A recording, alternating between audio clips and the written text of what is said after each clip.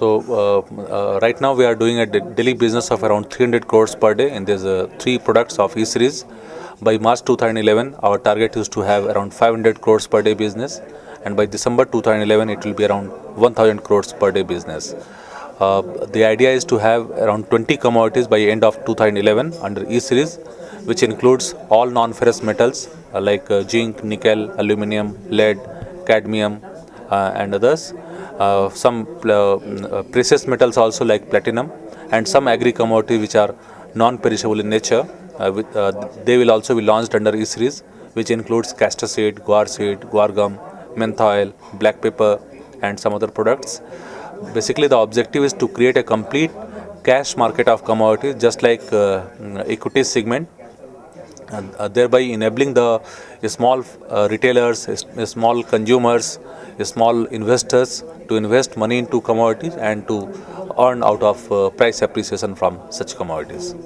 For opening an account, the investor has to go to any of our member, any of our broker.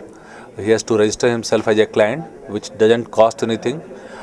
He has to open a DP account, a beneficiary account with any of the impaneled DPs, which cost around 150-200 rupees only.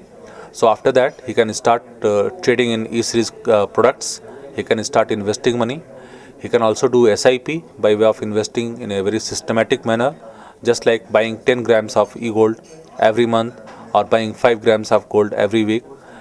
Similarly for silver, similarly for other commodities. The participants are basically large number of retail investors, stock market investors who want to diversify their portfolio, housewives who want to keep on buying gold in a very seamless manner sitting at their home, and also large number of people who are connected with commodity trade, and they are willing to invest money into commodities for the sake of future price appreciation.